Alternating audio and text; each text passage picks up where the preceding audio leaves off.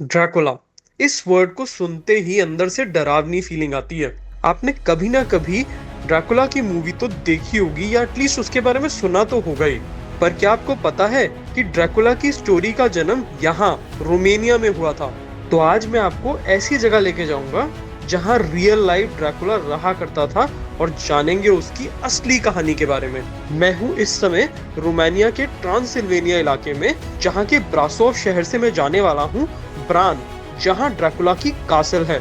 और इस वीडियो में मेरा साथ देने वाले हिंदी बोलने वाले एक फॉरेनर, जिन्होंने इंडिया घूमा है, क्योंकि इंडिया में इन्हें हिंदी सीखने का मौका मिला और इंडिया ने इन्हें इंडियन खाने का फैन बना दिया। फिलहाल मेरे साथ हैं, ये स्टू है, इनका नाम स्टुअर्ट, शॉर्ट में स्टू लिखते हैं। नमस्कार। नमस्कार। एंड ये मेरे हॉस्टल में रुके हुए हैं। ये खुद एक ब्लॉगर है और ये अपना ट्रैवल चैनल रन करते हैं by the name of Stu the wanderer. तो स्टू के चैनल का लिंक मैं जरूर नीचे डाल दूंगा, आप इनकी इंडिया सीरीज जरूर देखिएगा। Very interesting content from India, playing cricket with the normal folks and trying the food at different places.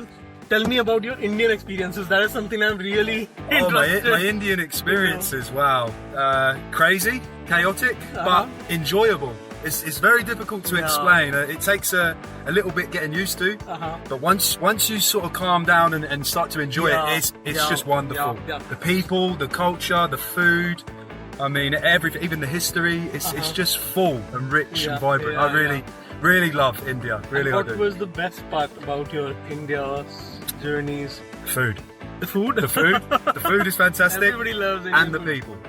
That's what makes it. Yeah, the people have got something special. I'm not entirely too sure what it is, but it's just a feeling. It's like a vibe of the people. It's just sort of, it really brings a good feeling. I get it. I think it's the warmth in the culture, the way people welcome.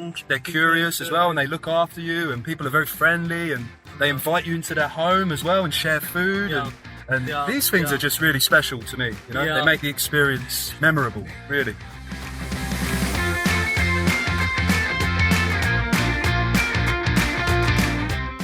Taxi को bye bye कह के हम जा रहे हैं ticket counter की तरफ।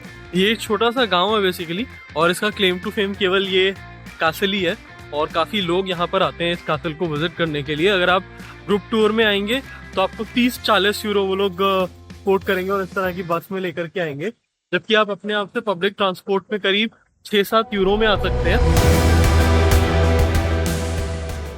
हमें पता ही नहीं लग रहा कि कहाँ पे मिलेगी tickets. This will actually be a good place to catch lunch as well, right? Yeah, absolutely. Yeah, get some food after. हमने यहाँ पे सब कुछ घूम लिया, सब देख लिया, खाने की दुकानें भी मिल गई, कपड़ों की दुकानें भी मिल गई, पर जो ढूंढ रहे थे टिकट काउंटर, बस वही नहीं मिला। मिल गया फाइनली। ये है टिकट काउंटर और इतनी लंबी लाइन लगी हुई है टिकट के लिए। हमें नहीं लगता हमारा नंबर जल्दी आने वाला है। This is a long line. I just said I lost you. I thought I lost you for a moment. I was thinking, where has he gone? 2 hours later. And यहाँ पर 2 टिकट्स हैं। एक ticket है castle की entry की और एक ticket है कासल में अंडरग्राउंड पैसेजेस हैं वहां जाने की। तो कासल अगर आपको विजिट करना है केवल तो 45 लाई की टिकट है, बट अगर आपको अंडरग्राउंड टनल्स भी विजिट करने जो हम करने वाले हैं, 20 लाई की टिकट एक्स्ट्रा लेनी पड़ती है, यानी कि 65 लाई पर पर्सन। 13 यूरो की टिकट है, यानी कि करीब रफली मान लीजिए कि 1000 रुपए की टिकट है कासल में एंट्री के लिए। तो अब मैं आपको बताता हूँ काउंट ड्रैकुला की कहानी। तो ये कहानी शुरू होती है कुछ 16th सेंचुरी में, जब यहाँ पर ट्रांसिल्वेनिया में एक्चुअली हंगेरियन रूल हुआ करता था और डिफरेंट रीजन्स में डिफरेंट प्रिंसेस रूल किया करते थे, जो लोग की लोकल थे, यानी कि रोमेनियन भी हो सकते हैं, हंगेरियन भी हो सकते हैं, जिनका उन स्मॉलर एरियाज पे कंट्रोल होता था, और वो एक तरीके से कह लीजिए राजा या प्रिंस हुआ करते थे उस एरिया के। व्लाद उन कई सारे प्रिंसेस और किंग में से एक था, और शुरुआत में कोई खास फेमस नहीं था। वो जाने जाते थे अपने फियर्स रूल के लिए, मतलब एकदम ब्रूटल किंग। उन्हें लगता था कि उनके अगेंस्ट है, उसे बहुत बुरी मौत मारते थे, मतलब भाले से मार के लटका देते थे, धीरे करके मरता था, पेनफुल डेथ। ऑटोमन्स ने जब ब्रान पे अटैक किया तो इसने खुद जाकर के उन्हें इतनी जबरदस्त तरीके से मारा कि जो हंगेरियन अंपायर थी उसमें इसे ऑर्डर ऑफ द ड्रैकुला का सम्मान मिला, जो कि बहुत बड़ी बात थी उस समय। अब ड्रैगन का जो यहाँ की लोकल भाषा है उसमें नाम होता है ड्रैकुला। तो वहाँ से उनकी शुरुआत हुई एंड फिर क्या हुआ, कई साल बीत गए, सेंचुरीज बीत गई। 1897 में एक अमेरिकन ऑथर थे ब्राम स्टोकर, उन्होंने एक नॉवल लिखी जिसका नाम था ड्रैकुला। उन्हें बहुत ही खूंखार ऐसा दिखा, डेविल जैसा, कि नुकीले दांत हैं और वो खून पीता है वगैरह वगैरह, क्योंकि उनकी लाइफ बहुत सीक्रेट थी। 1992 आते आते इतना पॉपुलर हो गया ड्रैकुला की स्टोरी कि हॉलीवुड ने इसके ऊपर मूवी बनाई। वो मूवी सुपर ड्यूपर हिट हुई और रोमानिया के लिए वो एक ब्लॉकबस्टर था। मतलब टूरिज्म अट्रैक्ट करने का, कम्युनिज्म ऑलरेडी फॉल अपार्ट कर चुका था, कंट्री खुल चुकी थी पूरी दुनिया के लिए, अनलाइक बिफोर। एंड लोग भर भर के यहाँ पे आने लग गए ब्रान इस कैसल को विजिट करने के लिए, जैसे आज हम देखने वाले हैं। Ready for the castle. या क्वीन मारिया के इस कैसल को इनहेरिट करने से पहले ये एक खंडर जैसा बन चुका था और यहाँ कोई भी आने से डरता था। फिर क्वीन मारिया ने इस पूरे कैसल को रेनोवेट किया और आज का जो ये स्वरूप हम देख रहे हैं ना, ये क्वीन मारिया के कारण ही है। और इसीलिए यहाँ पर क्वीन मारिया के टाइम के बहुत सारे चैम्बर्स और कमरे भी हैं जिसमें मॉडर्न इंस्ट्रूमेंट्स और फर्नीचर रखे हुए हैं। और ये जो रजीना मारिया थी, क्वीन मारिया, यही इंग्लिश क्वीन थी जिन्होंने इस कैसल को इनहेरिट किया। और यहाँ पर एक एग्जीबिशन है मेडिवल टॉर्चर इंस्ट्रूमेंट्स की। मतलब जब मेडिवल यूरोप में लोगों को मारा जाता था, बड़ी टॉर्चरस एंड पेनफुल डेथ दी जाती थी, डिफरेंट तरीके के इंस्ट्रूमेंट्स होते थे उनके थ्रू। तो उसकी भी शायद एग्जीबिशन अगर वो ओपन होगी तो हम कैच कर पाएंगे। बट टनल है जो कि काफ़ी क्लॉस्ट्रोफोबिक सी होगी मेरे ख्याल से, वहाँ पर हम देख सकते हैं पूरी हिस्ट्री जो इस कैसल की है।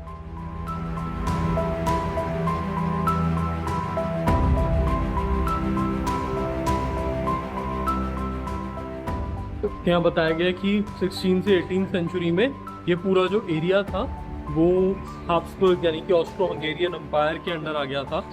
एंड उसके बाद ब्रासोव की इम्पोर्टेंस जो है वो ब्रान से ज़्यादा बढ़ गई थी और ब्रासोव के पास, सिटी के पास ब्रान फोर्ट्रेस के राइट्स आ गए थे। एंड ये देखिए इस तरीके के कपड़े और आर्मर पहनते थे उस समय के लोग। ऐसी बहुत सारी टनल्स हैं यहाँ पर। इनफैक्ट कुछ टनल्स के लिए स्पेशल टिकट है, एक बार में मुश्किल से एक ही आदमी निकल सकता है यहाँ पे। तो ये वो पोर्शन है जो इंग्लैंड की जो क्वीन थी, मैंने बताया था, उन्होंने ये सेक्शन पूरा रेनोवेट किया है। इसीलिए यहाँ पर फर्नीचर जो आपको वो रिलेटिवली सब मॉडर्न दिखाई दे रहा है। यहाँ वो एक्चुअली रहा करती थी इस पोर्शन ऑफ द कैसल में। यहाँ से बहुत ही मस्त व्यू सपोजिटली मिलता है। ये देखिए, ड्यूरिंग द कम्युनिस्ट रूल इस कैसल को एक्चुअली एक हॉस्पिटल में कन्वर्ट कर दिया गया था। और in fact during the Covid, in order to promote the vaccination drive among the people, इसको वैक्सीनेशन सेंटर की तरह भी यूज़ किया गया ताकि लोग देखने के लिए आए कैसल को और वैक्सीनेट भी करा लें।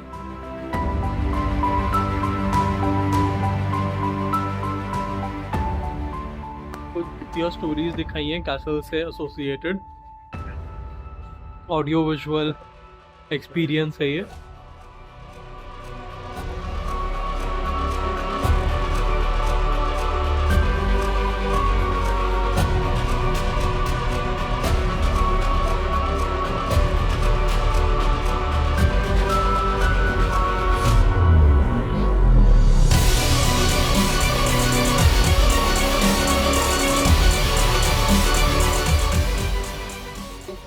ये रॉयल डाइनिंग रूम है, सिंपल सी डाइनिंग टेबल है।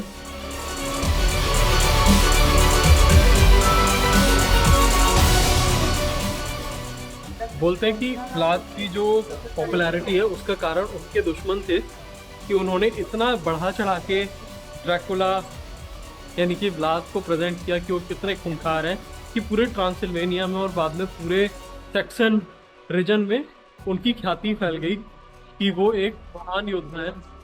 एंड इस तरीके से वो पॉपुलैरिटी पाते ही चले गए।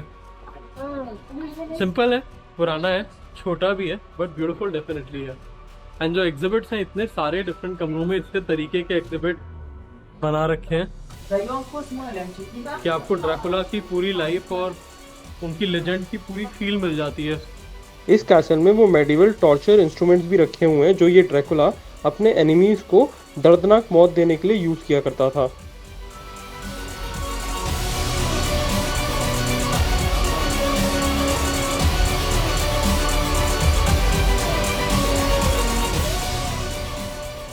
Over the period of time, over the years, castle का एक्सटर्नल और इंटीरियर जो है वो दोनों ही स्ट्रक्चर बहुत बदला है, काफी बार चेंज हुआ है।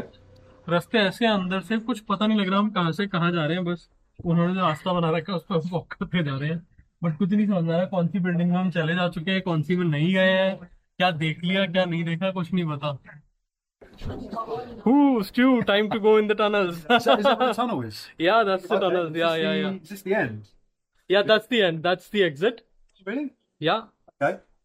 टनल का एंट्रेंस यहाँ से है टनल। यहाँ पे बहुत ही डीप नीचे लिफ्ट से लेके जाते हैं, छोटी सी लिफ्ट है, काफी क्लॉस्ट्रोफोबिक एक्सपीरियंस है, बट वहाँ पर वही एनिमेशन के थ्रू पूरी स्टोरी कैसल की बता रखी है। ये 8 मीटर का अबव दी ग्राउंड ये स्ट्रक्चर है, बट इसके नीचे 24 मीटर की टनल्स हैं। ये वर्टिकल शाफ्ट है और इसके बाद 6 और 20 और 10 यानी कि 36 मीटर की हॉरिजॉन्टल शाफ्ट है। और ये बनाई गई थी पहले के जमाने में एस्केप करने के लिए भी और पानी को लाने के लिए भी, तब मतलब टेक्नोलॉजी थी इतनी डीप पानी को लेकर के आने की तभी भी। एनीवेज, इसको पूरे को रिस्टोर किया एक मॉडर्न कंपनी ने ताकि सेफ और इजी हो नॉर्मल टूरिस्ट के लिए जाना। You know, and the good part is that this is the only part of the whole castle which has been air conditioned for the convenience of the. Otherwise, I am a little claustrophobic, and yeah, I hope it's gonna be fine for me. You'll be fine. I guess so, yeah. ये screen है जिसपे जो भी presentation और जो भी movies है वो रन करने वाली है। As we go down, start हो चुकी है लिफ्ट।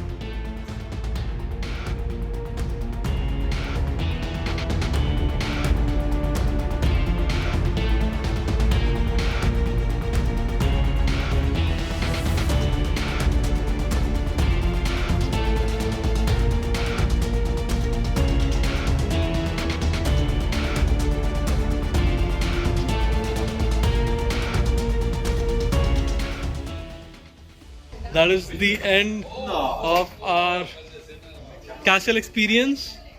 बहुत ही मस्त था, ये सोवेनियर शॉप है। आपको ये एक्सपीरियंस पसंद आया हो तो डेफिनेटली चैनल को सब्सक्राइब कर देना, वीडियो को लाइक कर देना, अपने फ्रेंड्स के साथ शेयर कर देना, एंड स्टू के लिए तो एक लाइक बनता है। Stu, you deserve a like, right? Yes. Absolutely. Please. Yeah. A long way, please. तो मैं मिलता हूँ आपसे एक और वीडियो में, तब तक के लिए स्टे ट्यून्ड, देखते रहिए अक्षर डिस्कवर्स द वर्ल्ड। बहुत सारी इंटरेस्टिंग वीडियोस ऑलरेडी चैनल पे हैं, बहुत सारी और आने वाली हैं आपके लिए। Yes, I agree.